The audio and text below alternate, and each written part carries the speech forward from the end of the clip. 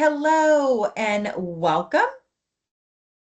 I am April Blackwell, your host on leveraging seller concessions. This title slide here and is a is what I call the presentation when I'm presenting to real estate schools and teams.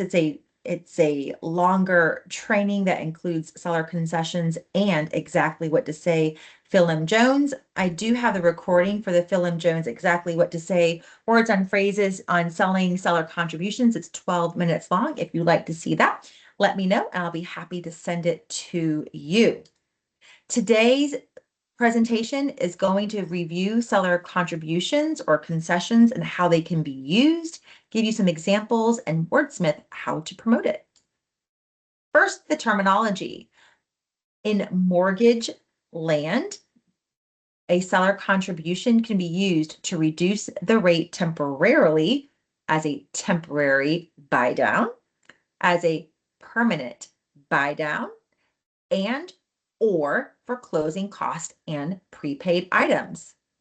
It can be used for temporary, permanent, and closing cost. It can be used all on one or a combination of more than one. So it just depends on how much we have and the best way to utilize it for our client. A special note here. Seller contributions or concessions cannot exceed the allowable limit for the particular program. Basically, 2% of the sales price is super safe because any borrower with a mortgage could use it, regardless of program, down payment, or occupancy. Otherwise, if you're sure that the property is going to be utilized as a primary residence, maybe, it's priced over $600,000 or $700,000, more than likely will be a primary residence, then 3% is safe. That is allowable with the minimum down payment of 3 or 5%. If a buyer contributes 10% or more, then the seller can contribute 6% all the way up to 9%. I do have a cheat sheet on seller contributions if I fail to include it with this presentation as you receive it over email or if you see it on my YouTube channel. If it's not posted in the comments or links, then feel free to email me at april@blackwellmortgagenc.com and I'll be happy to send you the cheat sheet. So for temporary buy downs, there are some varieties. A less common variety is a 3-2-1 buy down. That's where the rate is reduced 3% in year one, 2% in year two, and 1% in year three. It's very rare because generally the cost of the seller is such that it is outside of loan limits for many buyers. So while we can use it when we can, I have never, ever used a 3-2-1 buy down. We just haven't had the right combination of factors. The 2-1 buy down is probably the most popular one. It's the one that you hear most about in social media, TikTok videos, Instagram, etc. The rate is reduced 2% in year one and 1% in year two. The redheaded stepchildren, as they say, the 1-1 and the 1-0, the ones that are not being spoken about are the 1-1 buy down and the 1-0 buy down. They are affordable to the seller and they make a great impact to the buyer. The interest rate would be reduced 1% for the first 2 years on a 1-1 buy down, and on a 1-0 buy down, it's reduced 1% in year one and 0% in year two. A note about seller funded contributions on temporary buy downs, they must be fully funded. If the cost of the contribution, if the cost of the buy down is say 10,100 and you only have negotiated or offered 10,000 in a contribution to a buyer, they cannot use it for that level of a buy down. They would have to either reduce their level of the buy down or utilize it for other expenses. It is a seller-funded payment reduction program. You could utilize that in your promoting efforts. The total cost cannot exceed the contribution limits. Why is this alluring? Affordability is a huge problem, and it has been for the last 3 years with elevated home prices and interest rates. and people feel that pinch. Payment shock is real. The cost of living has really gotten ridiculous and people's savings have dwindled. So any offset to the buyer is attractive. We're going to take a quick look at the cost of some temporary buy downs and then see how we can utilize this $10,000 contribution to benefit the buyer. As you can see here, this graph right here might be easier to see if you refer to it in the PDF version of this. And again, if you would like a copy of the PDF version and it is not accessible where you are looking at this, feel free to email me, april@blackwellmortgagenc.com, and I'll be happy to send you a copy of the PDF deck. The cost to the seller for a 2-1 buy down on a $400,000 loan would be about $9,318. And just keep me honest here. If that is not the numbers that you see in the PDF, just forgive me. This slide is blurry for me too. The 1-1 buy down looks like it costs about $63.09 and some change. And the 1-0 buy down looks like it's coming in at around $31.55. So you can see there how that 1-0 buy down gets that rate reduced for 1% in the year. Hey, every little bit helps, but it's not costing an arm and a leg for the seller. This side-by-side version right here, we see that we take that $500,000 example of the list price, and we're just going to do a one-size-fits-all price reduction of $10,000 and just market the house for $490,000. And the buyers on their own, they don't have any extra to buy down the rate, so they're just going to get the market rate of 6.99 as of the time this deck was created.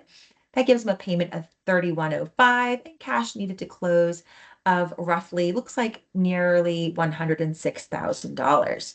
If they were to apply it to closing costs, they could actually buy that rate down a little bit to 6.625 and save 44 bucks even at a higher price. So here we keep the price intact and give $10,000 credit, and they can find out, oh, to use up the full 10,000, I can buy down my rate a little bit, and their payment is still less than if they paid less on the house. Next, in the third column, they can apply points to a permanent buy down. They just have to move all of those chips in and choose the rate that has close to $10,000 in discount points. That gets the rate down to 6.375 and saves them about $110 per month. And looks like they're going to need about, I can't really make out that number here. Maybe that's 109 to close. And then applying the 2-1 buy down. On the 2-1 buy down, that gets the interest rate reduced 2% in the first year to 4.99%. And that saves them 460 bucks a month for 12 months. Then that payment gently steps up a couple $100 a month in year 2 to a 5.99% rate to $28.42. And then it gently steps up one more time where it stays to 6.99 to $31.05, barring any changes to taxes and insurance. But by that time, through incremental raises and job promotions, they will be more aptly able to afford that higher payment. Wordsmithing, choose how you use. Choose how you use. I'm sure I'm borrowing that from some Instagram page that I've seen. I love it. It's not here on the screen, so please borrow it. Choose how you use. The seller is offering $10,000 incentive or credit to the buyer. Use it to save on your closing cost, buy down your rate, reduce your payments. You want to keep it generally and somewhat vague. Our preferred lender can show you options that best fit your budget. Save hundreds. We know that they're definitely saving hundreds, so that's a safe term. Save hundreds on your mortgage payment in the first year. Our preferred lender can show you how. Or save $10,000 on your closing costs with a seller credit. Our preferred lender can show you the details. Save 2% on your rate in the first year. Save 1% on your rate for the first 2 years. It's really important to partner with a mortgage professional, let them know what you're thinking, have them crunch some scenarios to give you some safe bets in promoting it. You should not be promoting actual interest rates or actual payments or actual savings. because you simply cannot guarantee any of that is going to be executable because you do not know who your buyer is going to be. But seeing, talking to the preferred lender who can show you the details also helps you to shore up that partnership with your mortgage professional. All right, just a little about me, your local mortgage professional here in Raleigh, North Carolina. I get stuff done. I can do things that your banks and credit unions cannot do or don't want to do, but I can also do the majority of what they also do. There are some things that I don't do that I refer back to banks and credit unions, such as construction to perm loans. I'm a broker, so I work for your clients and not for a particular employer. I have multiple relationships with wholesale lenders in the marketplace, which means I get rates at wholesale prices and pass those savings on directly to your client. I have a wider net of programs and services to meet the needs of your clients. I'm a strategic partner to you, helping you in your business with tools and resources. I lead your clients through the process and fully prepare them so that they can shop with confidence, and I make you look good. On the commercial loan side of things, I help your investors with fix and flips and BRRRs. If you're not familiar with the BRRR is, just hit me up on social. Be happy to explain that to you. But it's simply a strategy that investors utilize to buy, fix, and hold their properties. You can follow me on social media at Blackwell Mortgage or April Young Blackwell. There's my email address and my phone number. I'd love to hear from you. There's a QR code here. So if you're watching this on your computer, you can scan it with your phone, and that will take you to my website where you can learn more about me. My web address is blackwellmortgagenc.com, just like the extension in my email to get you to my home page. I hope you have found this beneficial today. If you have any questions or scenarios you'd like to run by me, please let me know. I'm here to help. Thanks so much. Have a great day.